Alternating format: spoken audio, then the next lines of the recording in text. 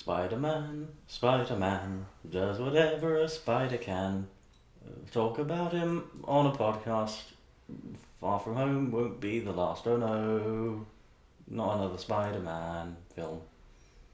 Andrew Garfield, Andrew Garfield. The one that everybody remembers.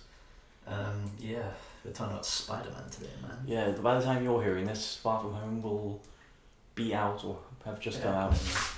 Hi guys, not recording, are you? Yeah, we're cool. We're just having a quick cameo, guys. Yeah. Hi. This is Rory. You'll hear about him soon. One day. One day. Yeah. One day. Whoa, Spider-Man. Spider-Man. Yeah. So yeah, by the time you'll be hearing this, Far From Home will have just come out or will be out, and we're just discussing all the Spider-Man films. Yeah. And, which one's your favourite besides Into the Spider-Verse? Oh well. That's like asking what's your favourite film except the one that's everyone's favourite. Except the best. Yeah. I mean, I've not seen the two that people generally don't like. I've not seen Spider-Man 3 or The Amazing Spider-Man 2. So of the other three, to be honest, I probably like The Amazing Spider-Man most. Really? Of- The Andrew Garfield one? Yeah. Oh man. Only because at the time, I only seen it once when it came out, and I just had a very enjoyable experience with that. That was my first date movie, so I have a soft spot in my heart for that. But I do like Spider-Man. I really like Spider-Man 2. Homecoming I enjoy, but it's probably my least favourite of them. What about you? I'm chewing gum. Spider-Man 2 is the best, man. Besides Into the Spider-Verse, obviously. Yeah. Oh yeah. Without question, Into the Spider-Verse is my favourite. Yeah, there's no getting around that. Yeah. I saw Spider-Man 2 this year for the first time. Yeah. And like I went into it with everybody saying like, oh, it's one of the best superhero films ever made. And it's pretty great, and I do enjoy it, but I don't know, it just doesn't quite live up to that expectation, I think. And I think parts of it don't age quite well. Yeah. Yeah. But it's a very solid film, and actually now I'm changing my mind, that is my favourite other than Spider-Verse. I think it is better than Amazing Spider-Man. But I think just said that to avoid controversy in the comments. Oh sure, yeah. From all one of our We've had so many comments in all of our videos. We've had like 6. It was only our first one. I think we've had averaged 1 since then. Well, whoever is commenting, good job. Cheers, guys. You're doing us proud. Watch this get 18 comments. I know. Just telling you. All just saying that you're an idiot for liking Amazing Spider-Man more than Spider-Man 2. Yeah. They're all dumb films. They're all. Yeah, kind of. Yeah. Rory's back. Hi, Rory again. Hello. You're not stealth. I tried to do that really stealthily. Not gonna work.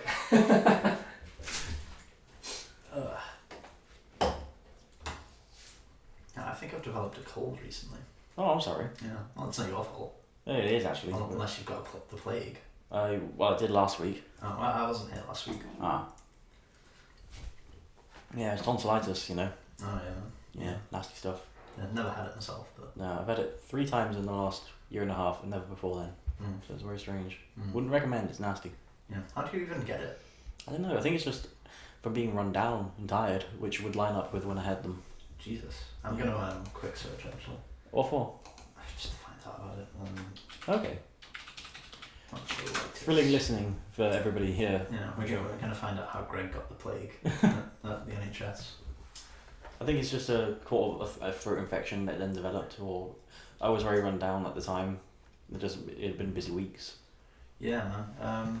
Can feel like a bad cold or the flu. Yeah. No, it wipes you out, man. Like it hurts to swallow, and then your body is just like, nope, not today. Yeah. White pus-filled spots. Oh yeah, you get like all these white blotches like on the back of your throat, and they're very unpleasant. Jesus. How do you treat it? Oh, okay.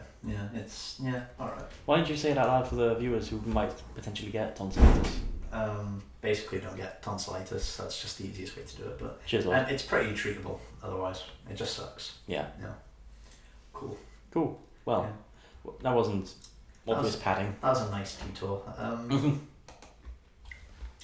Yeah. So I don't know. Where do we begin? Should we start chronologically? I hate Peter Parker. It's boring. How many times have we seen Peter Parker? 3 different incarnations, and each of them have had at least 2 appearances. Yeah. Did you ever see the animated cartoon series? I saw a few episodes as a kid. I was never really a superhero fan when I was younger. You were more into transforming cars. Yeah, it was like I was very. Who is it that you once said turned into a train for a role? Daniel Day-Lewis. Daniel Day-Lewis. He turned into a truck. Oh, yeah, he turned into a truck. Oh, it was Christian Bale for Vice. He turned into a truck. Oh, yeah. Yeah. Optimus Bale. Optimus Bale. Transform and bail out. Almost works. Yeah, those crickets are really entertained by that. Yeah, I wondered where they all came from. Yeah. Yeah, no, I was always into like Transformers and Pokemon and Ninja Turtles. Those were like the three main things I was into. So superheroes, Marvel and DC just kind of passed me by. Yeah. But I did watch a few episodes of the cartoons of Fantastic Four, Batman and Spider-Man. So you've never seen like the scene in Amazing Spider-Man, the cartoon? Which one? Well, which one? It's the one where he gets the black suit. It's in like the 90s cartoon. Yeah, that's the one, yeah. And he gets the black suit and he's chasing Shocker. Oh, and Shocker's just like, I'm coming for you, Shocker! You can't escape me! Yeah. It's ridiculous. I've seen that scene on YouTube. I don't remember if I saw it as a kid. Yeah, it's because Shocker gets to the top of the bell tower and Spider-Man's standing at like the base and he just looks up and he shouts, Shocker! Oh man, that's funny. Yeah. Why has Shocker never been in any of these films? He was in Homecoming twice. Was he? Yeah. What's he doing? It was two different guys who had a shock gauntlet. Oh, that's not the Shocker. That was the shock. Yeah, they call him the Shocker a few times. They make a habit of that. God, that's dumb. Like I think Michael Keaton kills the first one, and then he turns to the second one with the gauntlet, and he's just like, "Here, now you're the Shocker." Yeah. Because Michael Keaton's a pretty relatable character, but then he just murders someone with a gun. Yeah. That's one of my big problems with grievances with Homecoming, but we'll get to that. Let's talk about Sam Raimi. Yeah, okay. Pretty interesting director. Yeah. First feature was Evil Dead. Have you seen Evil Dead? I've not. Have you seen Evil Dead 2? I've not. Have you seen Evil Dead 3? I think his only films I've seen are Spider-Man 1 and 2. He basically, I would say, perfected the film language around horror comedy. Yeah. Yeah.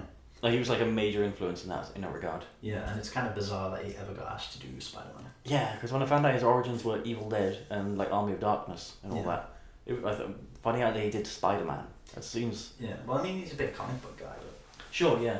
Did you know the original director they had in place for this was Roland Emmerich? Really? Yeah. I heard at one point they had... He dropped out to do Godzilla. Yeah, obviously. But I heard at one point they had James Cameron in. Oh really? And he wanted Leonardo DiCaprio as the main. Oh, that would have worked. No, it wouldn't have. It would have. Leonardo DiCaprio, he's a good guy. Peter Parker's a nerd, that's the problem. Oh, that's a good point actually, yeah. In that regard, I think Tobey Maguire makes for a good, like, stereotypical early 2000s nerd in that respect, yeah. And Tom Holland kind of makes for a good millennial nerd. Totally, yeah. Andrew Garfield is stupid hair. Andrew Garfield is a jock pretending to be a nerd. Yeah. Although he had like a weird stutter in the film, did you ever notice? No. Was that intentional? No, whenever he talked to Gwen Stacy. Ah, yeah. Yeah, because she made him nervous. Yeah, because he's like, oh, it's a girl, what do? Yeah, they have great chemistry though. Oh, those two are fantastic, yeah. It's because they were dating in real life. They still are, yeah. I thought they'd broken up. They might have done, I don't know. Yeah. I don't know. Like, when we're recording this podcast to when it's published, like, will people even know? We could be recording this in 2016. Who was to say, yeah. Yeah. We could say anything from the past in it and just claim we recorded it then. Yeah. We could say we recorded this in 2016 and then talk about Homecoming. Yeah. Oh, Homecoming. Oh, yeah. I keep forgetting that's a film that was made. Yeah. A lot of people call that one of the best MCU films. Really? Who are these people? Strange people. Some of whom I admire and respect. This is like a Phase 1 MCU film? Totally. Yeah. A.k.a. the worst. It was the worst phase, that. But we'll get on to Homecoming. Yeah. Well, we keep saying we're getting on to Homecoming, and then we can barely get past Sam Raimi. So should we just go straight to Homecoming? Fuck it, let's just go straight to and Homecoming. maybe reverse engineer it to Raimi. Yeah, why not? A lot of people claim that Sam Raimi is the best Spider-Man director and Tobey Maguire is the best Spider-Man. Do you know Sam Raimi probably is the best Spider-Man director? Yeah, but he's not. Tobey Maguire isn't the best Spider-Man. No, I think that is Tom Holland. Yeah, just because Tom Holland's like a teenager. Yeah. Well, he probably isn't anymore, but... I think he's our age. I think he's early 20s now. Yeah. But he brings that relatability of that sort of high school age to it, and he's a very youthful lad. I'm quite disappointing that they didn't include his wrestling origins in the film, because Sam Raimi does actually include his wrestling origins. Oh, I thought you meant Tom Holland. No. Yeah. Peter Parker. Yeah, because they actually get Macho Man Randy Savage in the first one. Was that Macho Man? That was the man. Yeah, the Bonesaw. Oh, I didn't. Bonesaw is really... Oh, yeah! Yeah. Dig it! And, yeah. And I think he beats Tobey Maguire up with a chair. But, like, knowing Macho Man, like, because he's kind of renowned for, like, actually hitting people hard. He could have done that. He could have just done it. He could have easily beaten the shit out of Tobey Maguire with that chair. Who's to say? Yeah, hopefully he did. Hopefully he didn't. Well, Macho, he's got to get his digs in. Sure, but Tobey Maguire at the time was like an esteemed actor. So. Have you ever like watched a Macho Man promo? No, I just know his voice. They're so fucking unhinged. Yeah, and they're awesome. Oh, he's off the chain. Yeah. Oh yeah. Oh, that's a terrible impression. Oh yeah, for sure. It's fucking awful. Can anyone like do a properly good like dead on one? I've heard some good ones. I used to be able to do a good one, but I'm not sure if I can anymore. That's fair. We'll go for it. I've done mine. No. I've done mine. No, because my voice is croaky. Oh, fair enough. So I've got a cold. Yeah. Anyway, Homecoming. Yeah. What do we think? I do like it. It's a fine film, I think, and it's got some good stuff in it, and I think it works mostly because of the charm of the cast. Yeah. But of all the MCU films, it's definitely on the lower half for me. Yeah, it's about like a dude trying to, make a better life for himself and his family, and then this teenage asshole just interrupts him. Yeah. I do feel for him. I think Michael Keaton is easily the best part of that film. Yeah. I mean, what else is there?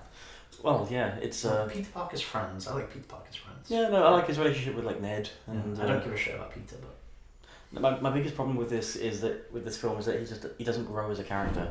He starts in one way, like, oh, I want to be an Avenger, and he ends in basically the same place. He's just like, I don't feel like being an Avenger. He learns an important lesson.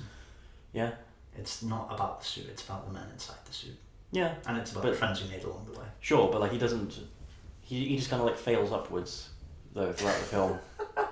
Spider-Man failing upwards. Yeah, that's a subtitle of the third film. Yeah, I mean, I wonder if they're going to kill Gwen Stacy in these films. Well, she hasn't appeared. Well, yeah, she probably will at some point. At some point, sure. Like, it depends how long they have Tom Holland for. I think the rest of his life. I think he's only got one more film after Far From Home. Presumably he'll sign another contract, but... I think, but... Yeah. Unless they just bring in Miles Morales. Which I would be down for. Yeah. Like, I'm... Spider-Gwen and Miles Morales, why not? Yeah, because... Even noir Spider-Man.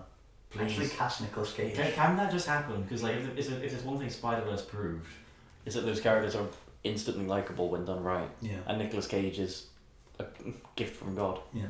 And we need more dad bod Spider-Man. Yeah. The world needs more dad bod Spider-Man. Yeah, no, that was our fourth interpretation of Peter Parker in a theatrical cinema release film. Yeah. And it felt new, and it felt fun. Yeah, it's because he's like Logan, except he wasn't like Logan. He's Logan, but not as sad.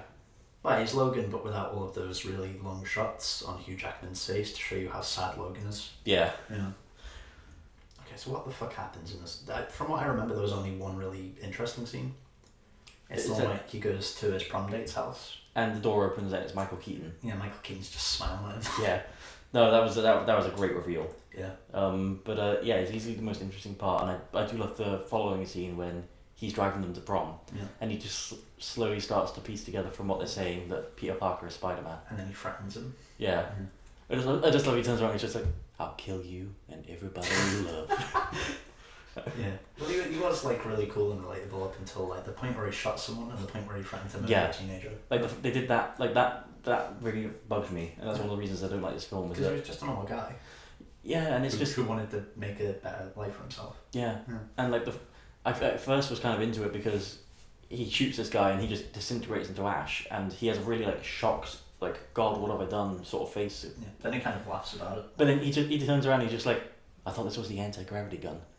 And they make a gag out of it, and it's just like, you've somehow ruined a moment twice there. Yeah. From him like killing a guy in the first place, like when he's just a normal like working man trying to do his stuff, or killing a guy and not showing instant remorse. Do you remember in Civil War, which is the film Spider-Man was introduced in? Oh yeah. Where everyone was always sad, showing remorse and the political ramifications.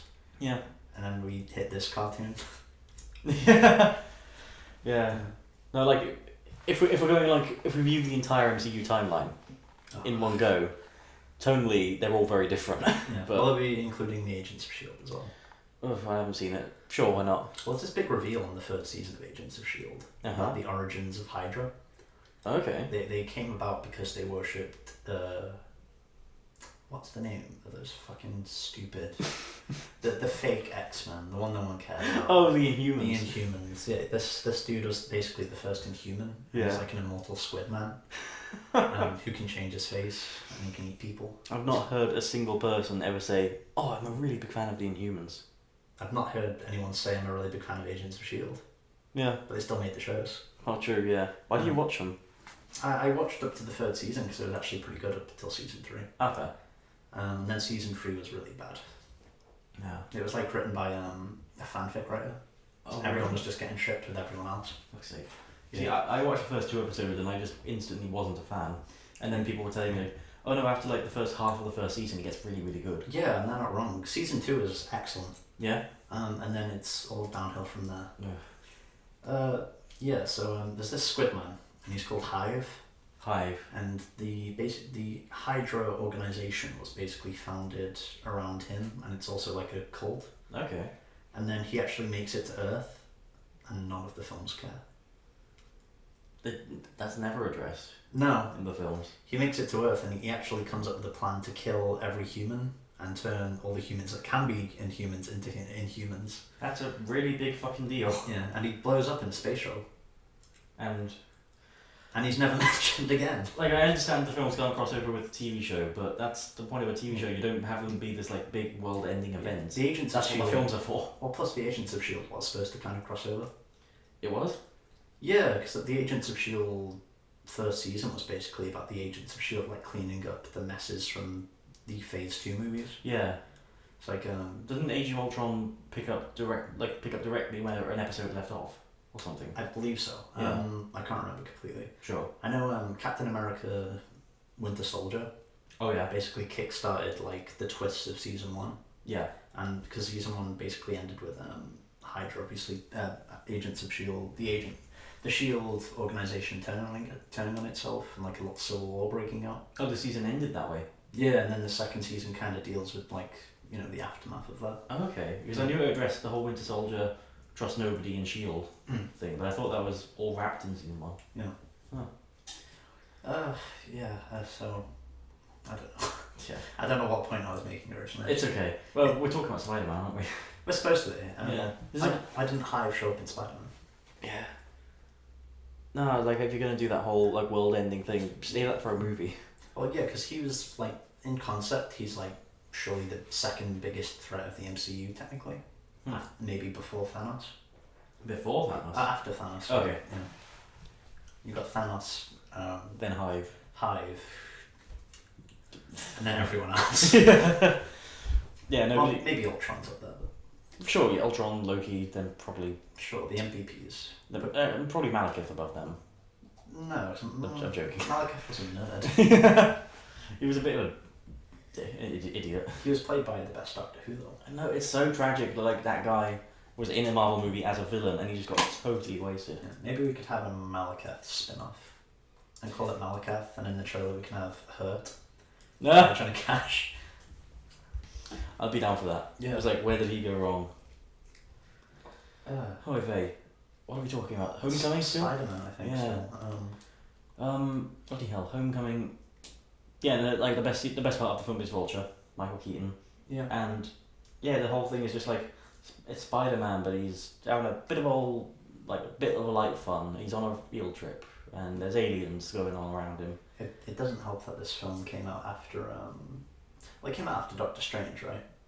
Which I don't think anyone really cared too much about, really. No, that's a very bland film. But it was preceded by Guardians of the Galaxy, Thor Ragnarok, and Black Panther and Infinity War all in one go. Yeah, so it kind of got blown the fuck out. It did. Like, Guardians came out before it, but that meant it was just caught at the start of this explosion of good films. Yeah. Like, I think of all the Phase 3 so far, I wouldn't really rate Doctor Strange. No. Ant-Man and the Wasp is okay. Spider-Man it's a good film. But then everything else that came out after that is just such a step above. Yeah, Like- they really upped their game a lot. Yeah, like Civil War, Guardians, Ragnarok, Black Panther, Civil War. Infinity War, Endgame. I love all of them. They're all fantastic films. Yeah, I think Civil War is kind of shite, but I love Civil War. yeah. I mean, Black Panther's the best of them all, I think. Yeah, like I know a lot of people who say it's just bang average or whatever, but I don't. To each their own, obviously. I just don't quite see that. Yeah. I mean, the one thing that did bother me in Black Panther was the fact that they farm rhinos. That kind of confused me. The reasoning behind it isn't well established. But, No. But I thought it made for a very entertaining climax. Yeah, I think they're literally just there so they can be in the final battle. Yeah, just to have war rhinos. Yeah. But that bit is awesome and I love that. So Yeah. I don't mind too much. Mm. Anyway, Spider-Man. We keep diverting from fucking Spider-Man. There's nothing to fucking talk about. Yeah. Tony Stark's in it. He is. I forgot the MVP of the whole Marvel universe is in it. Yeah, it's just no. I know a lot of people really rate this film and say it's really really good and like I brought back Spider-Man, and it's definitely one of my favorite Marvel movies. But I think they're just saying that because they watched Amazing Spider-Man 2. I mean, like if they genuinely see that in it, then sure, that's fine. I can understand that, but yeah. To be fair, I actually quite like Amazing Spider-Man 2. I think it's a bad rap. Yeah. It's really not the worst. Okay. It's more entertaining than Homecoming. Is it? Yeah, like genuinely entertaining. Like there's a lot more drama and stakes to it. Interesting. Okay. Yeah. Well, do you want me to spoil it for you, or are you ever going to watch this movie? I will watch it, but I know basically what happens. Yeah. So. Gwen Stacy dies. Yeah. It's a really great scene. Doesn't it like Spider-Man tries to catch her and he shoots a web that's shaped like a hand? That one moment aside. No, it's quite effective, especially Andrew Garfield's like reaction to it afterwards. Yeah. Yeah. They could have established him and Harry Osborn actually being friends a bit better, but yeah. Yeah, but Andrew Garfield's like pretty cool and charismatic, and the dude who played Harry is also pretty great. He's been in lots of stuff. Oh, Dane DeHaan. Yeah. And he's pretty great. Did you ever watch Valerian and the I Planet didn't. of 1,000 Cities or the City of 1,000 Planets? Yeah, one of those two. Yeah. No, I never saw it, but I hear one of the things I hear about the film is that he was kind of miscast as a leading man. I disagree. I think he was great. Okay. What do you think of the film overall? Rihanna is distracting. Yeah. Other than that, it's pretty great. I've seen I saw a clip released of her dance scene where she just constantly changes haircut and outfits, and that's really stylistically fun. I would say it's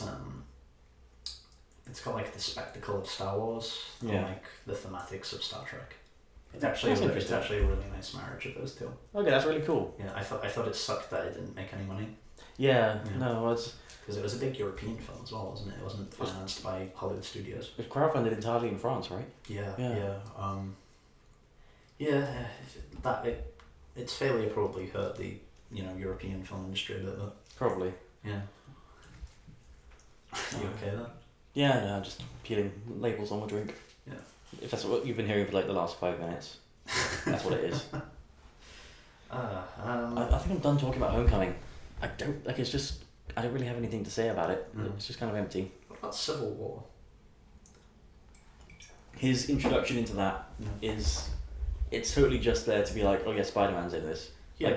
It doesn't really make a whole lot of sense for Tony Stark to go to this 16-year-old kid and be like, hey, you're a superhero, you're coming with me to fight this war.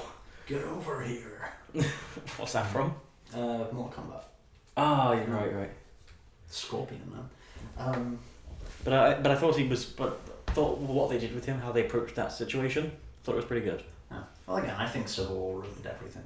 Yeah. So as you've said multiple times. Sure. Yeah. I like Civil War a lot, but the inclusion of Peter Parker didn't really bother me. I think. Yeah. To be fair, I think with Civil War, everyone just likes that airport scene.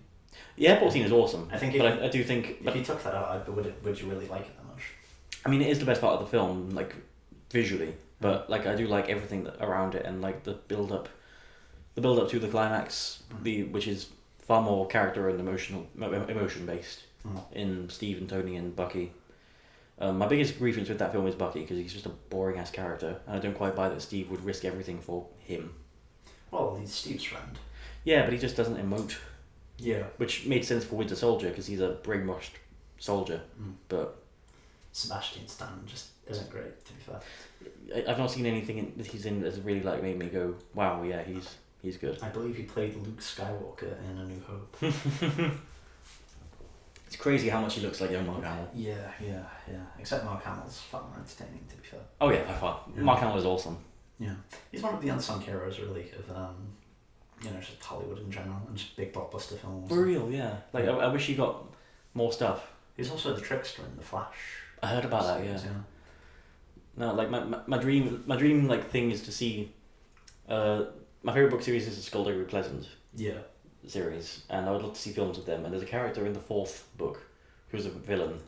Is he the old guy with the... Yeah, he's Billy Ray Sanguine's dad. Yeah. I think Mark Hamill would be perfect casting for him. Yeah, but wouldn't he have to put on a Texas accent? Probably. Yeah. What would that sound like? Well, I suppose if anyone we'll ask pull him. it off. Like, yeah, exactly. yeah. Who would you get to, like, as Skullduggery Pleasant, though? That's, like, kind of an uncastable role. Either Cillian Murphy or James McAvoy.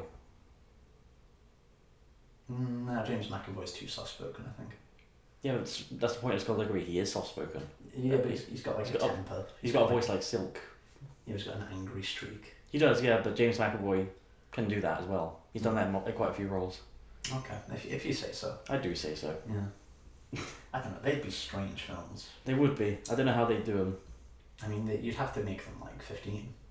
Oh, totally, yeah. Some of them, like, fucking super violent. Yeah, like the later ones especially, they get really violent. Well, in book 2, there's a dude who, like, if you stare at him in the eye for too long, your head will explode. Yeah. The guy at the end, the main villain of that book, he gets his head crushed by this monster. Yeah, but he can make people's heads explode by looking at them. Yeah. Yeah. There's some really horrific stuff in those books. Yeah. But I'm a really big fan of them, so I would like to see films of them.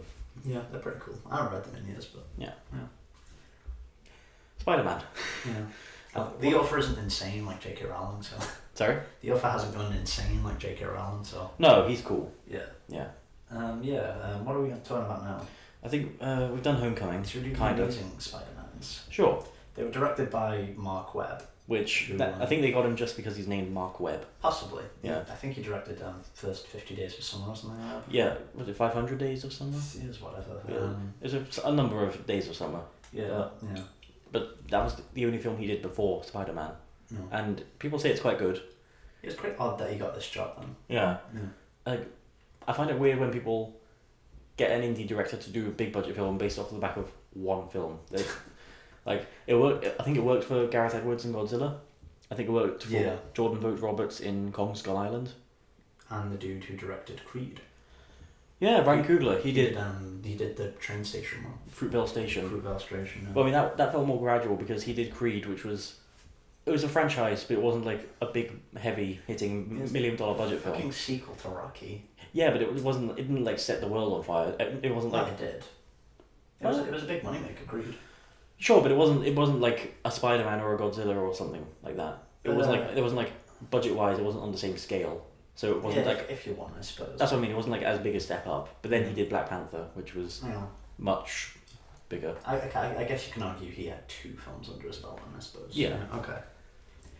Yeah. But then Mark Webb. He did one pretty good film that a lot of people liked. Yeah. Then he did Spider-Man. Then he did Spider-Man 2, and people reflect on those films not very positively. I think because when Amazing Spider-Man 1 came out, I think it was the same. I think it was just after the Avengers, not long after the Avengers. It was the same year. Yeah, it was definitely the same year, but I'm pretty sure it was in the summer of 2012. Yeah. And Avengers was in like March or May. I think it was May, and then Spider-Man came in July. Yeah. I want to say. So I think everyone didn't really want to see all the Spider-Man films anymore. Yeah, because like the Avengers was something unbelievable and set the box office ablaze, and everyone raved about it. And then Spider-Man came out, and it made money, but people were just like, "Yeah, it's a Spider-Man film." Yeah, I don't think it was that good anyway, but I think it handled aspects of the origin story better than the original Spider-Man. But at times it was shot like a TV drama. Yeah. I'm thinking the scene where he's having dinner with Gwen Stacy's dad. Oh yeah. And he acts like a complete dick. Yeah. He really does. He's a massive douche at times. Yeah. It's like that girl would have broken up with you immediately. Yeah. Like And he just like disrespect his dying wish or whatever. Like, to keep my daughter safe, can you please stay away from her? And he just like... He does that at the beginning of Amazing Spider-Man 2. But like at the end of Amazing Spider-Man 1, he's still just like... He basically he says something that implies he's still going to keep seeing Gwen. And she's just like, yeah, boy. There are a lot of weird and interesting decisions in Amazing Spider-Man 2. And one of them is that he keeps seeing the ghost of Dennis O'Leary. Okay. Everywhere he goes. Like, at some point, I think a car's thrown at him, but instead of moving out the way, he just sees the ghost of Dennis O'Leary, and the car nearly hits him. Christ. Yeah. Alright.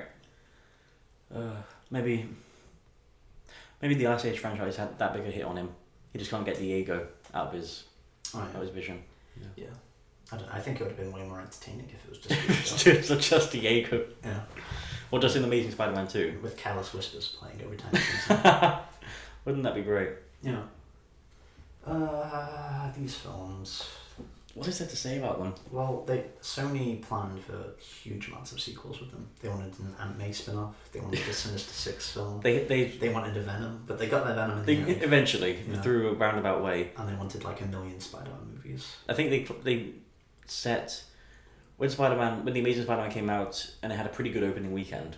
They were just like, right, that's it. Next 2 years, Spider-Man 2. Next 2 years after that, Spider-Man 3. 2 years after that, Spider-Man 4. And those were all like set in stone until they weren't. But then they also planned, like say, Aunt May, Venom, and Sinister Six. And I think there was something else they planned. Have you heard what was apparently going to happen in Amazing Spider-Man 3? God, it was going to be him. It was going to be Felicity Jones. She was going to be in it as Black Cat. Yes, but Norman Osborn died in Amazing Spider-Man 2, right?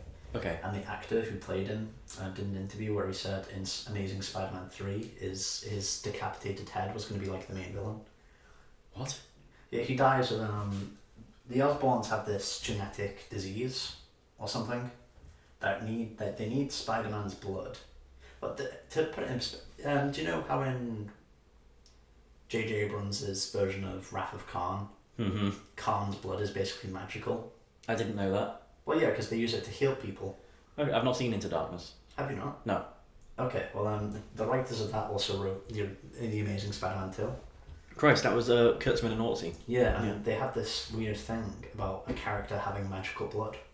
Because Spider-Man has magical blood in this.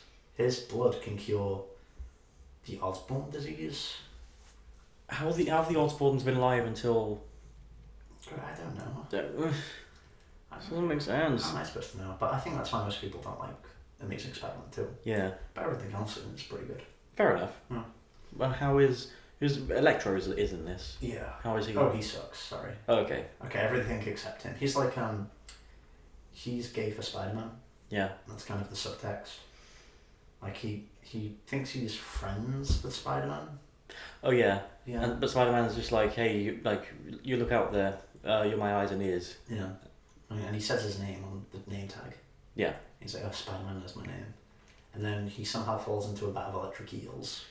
How does that? Oh, okay. And that makes him Electro. Yeah, and then he becomes Electro, and then he's in the centre of town. Mm-hmm. And Spider-Man sees him, and like they get talking. Yeah. And then just Electro sees that Spider-Man is on TV, and everyone's calling him a hero. Yeah. And he just turns. But he idolised... It's like a professional wrestling show. Is it now? You gotta watch the film like it's a professional wrestling show. If you say so. No, they don't have to make sense. Isn't Electro's theme really like dubsteppy and fucked up? Yeah, but I actually kind of like the dubstep stuff in it. Was it? It's like really weird and stylized. A friend of mine told me about the backing vocals in that track, and it's just like, he lied to me, he hates me, Spider-Man is my enemy.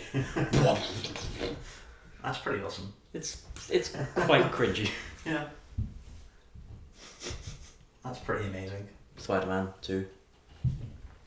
I keep wanting to see this film. The length it puts me off, along with it not being considered very good. Yeah. But I will see it someday. One day. Yeah, same goes for Spider-Man 3. And then we have the Raimi trilogy. Yeah, what's your general feelings on the trilogy as a whole? I was never a big fan of the trilogy. I kind of like 2. Yeah. And that's about it. Not fair. Yeah, Spider-Man 3. I actually liked Venom in Spider-Man 3. Not a lot of people do. Yeah, a lot of people say that's the worst part of a bad film. Yeah, I think it's the best part of it's the second best part of a bad film. What's the best part? Peter Parker dancing. Okay. Yeah, no, that is the best part of that whole trilogy. Yeah, have you ever seen that sequence? Yeah. Yeah. It's funny as hell. It's amazing. Spider-Man 2. Yeah. Oh, stop it, bro. Christ. The problem is all of these films have been completely surpassed. So many other films have just done what they've done, but better.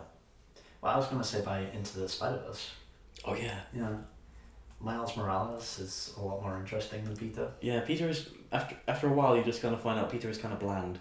Well, and you know what you're getting with him. He's only really driven by guilt.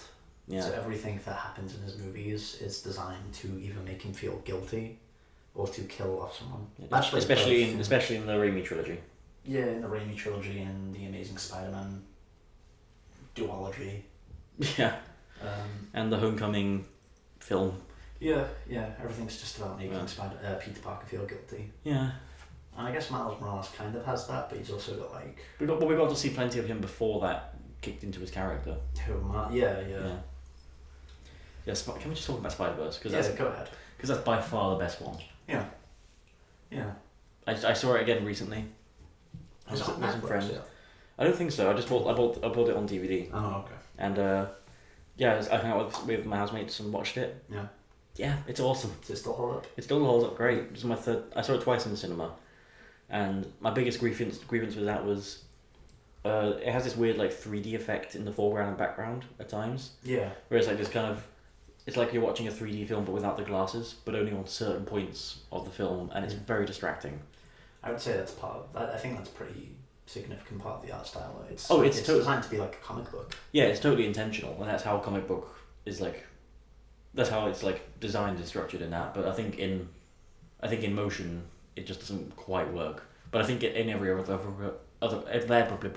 yeah, I agree. In every other regard, I think it's a pretty delicious looking film. Delicious looking film.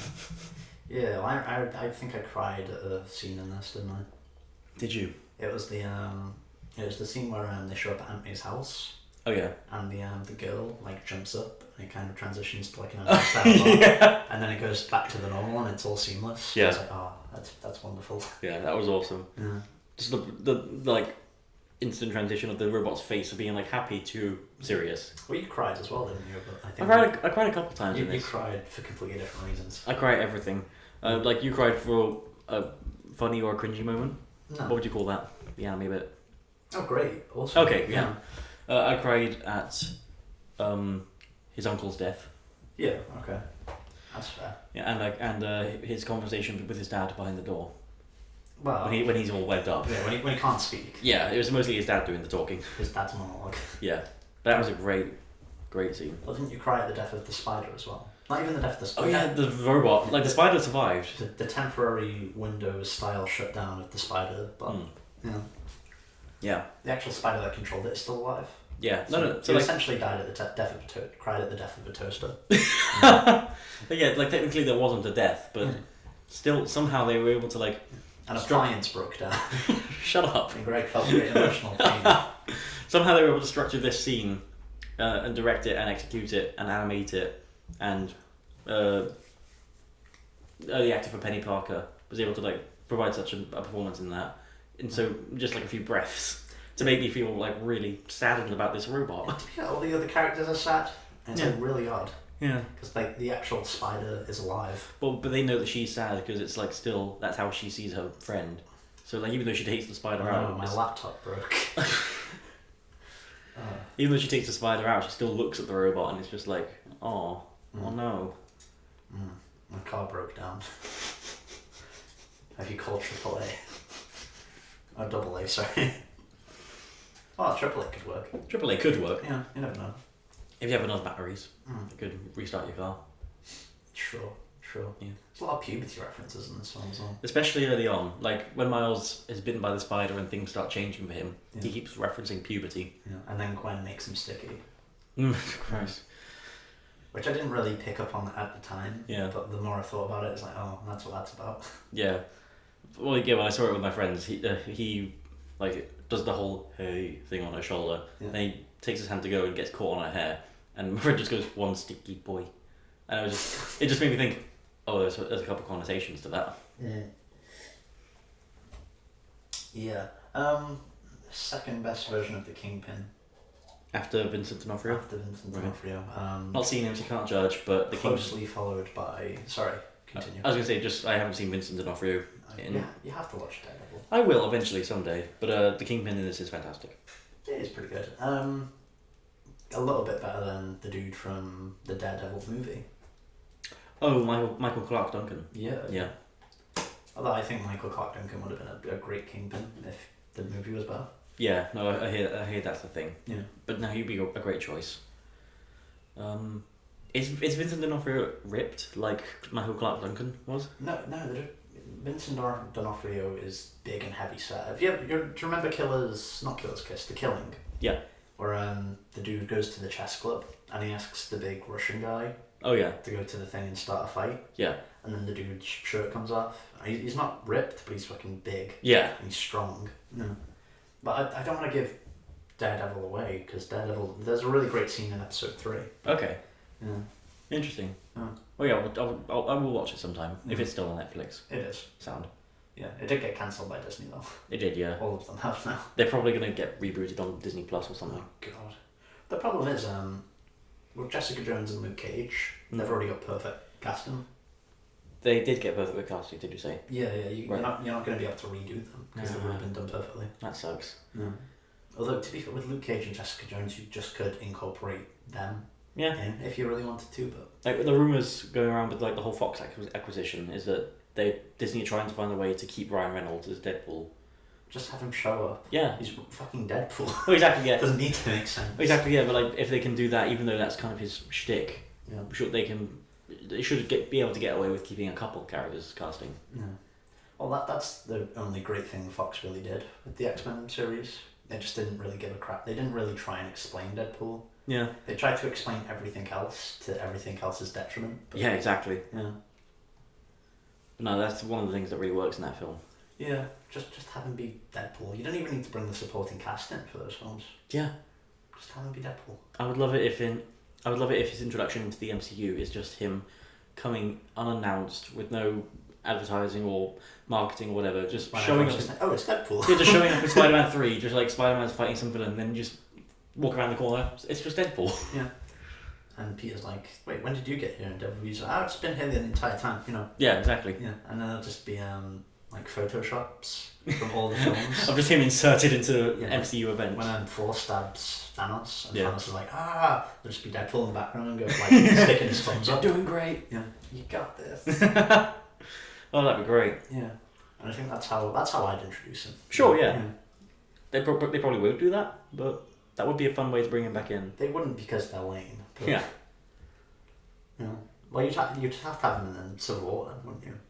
But Yeah. then we'd all be wondering what the political ramifications of Deadpool existing would be. Yeah, And how the did Civil War ruins everything? exactly if Deadpool was there and he was in a part of the fight? How is everybody still alive? Mm. Well, Deadpool would have to be some kind of omnipotent being then. Yeah. Yeah, omnipresent, omnipotent. Same thing. Yeah, sure. Yeah. Well, everywhere and all powerful. Yeah. Deadpool. Yeah, Deadpool. I think 45 minutes in, I think we talked about Spider-Man for about 10 minutes. Yeah, we just at one point we fucking talked about tonsillitis. We did, didn't we? So That's we how talked about that's how we opened it. Yeah. Yeah.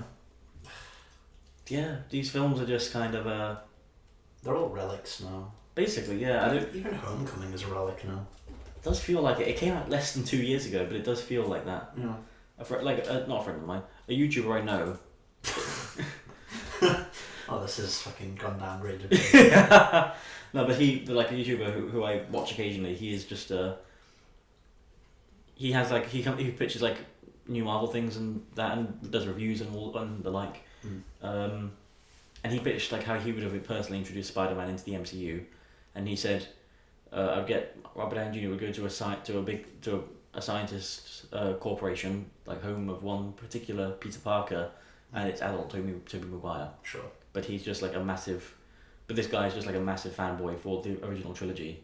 Oh. And it's just clear he's like not willing to let go, and I'm not trying to single him out, but I feel a lot of people are just like feel the original trilogy is untouchable. Like a lot of people say, the first few X-Men films, like hold up really well. You're right. They need to rewatch those X-Men films. Exactly, they don't hold up, and the Spider-Man films are much better than those X-Men films, but they don't hold up either. No. Not as they hold up better, but not great. They're really corny. They are. Mm. Like there's a bunch of cheese in that film. Yeah. Specifically, the Green Goblin Oh god. getting shit thrown at him. Isn't it strange how Spider-Man 3 and like Batman the Dark Knight came out within like a year of each other? Holy shit, that's a good Yeah. point. Yeah, that's like yeah. Yeah, like a year later, and yeah, wow, that's a great point. It's also how Batman and Robin came out like a year before Blade, or 2 years before Blade. Wow, yeah. Yeah. It's one of those things you don't really think about. Yeah. Well, it's just such a tonal shift for like the superhero genre, wasn't it? Totally, yeah. No, that's funny. Yeah. Anyway, that sounds like a really dumb idea. Yeah. I think having Tobey Maguire in the film would just detract. Exactly. I think like if you want to have Tobey Maguire come back, Well, who would be don't. Spider-Man in Miles Morales? Or He's like, well, that's the thing he says, like, just introduce adult Spider-Man and have him be the Spider-Man of the MCU. That was his pitch. But it's just clear that like he's just really attached to the original trilogy. Or maybe he was like fat, overweight Spider-Man from Into the Spider-Verse. I'd be down for that, sure. Yeah, Why not? Because it's something different. Yeah, if he was just a slob who ate pizza. Yeah. I mean, he did Spider-Man-ing things in like his joggers. Yeah, he was like he was one of the best parts of Spider-Verse.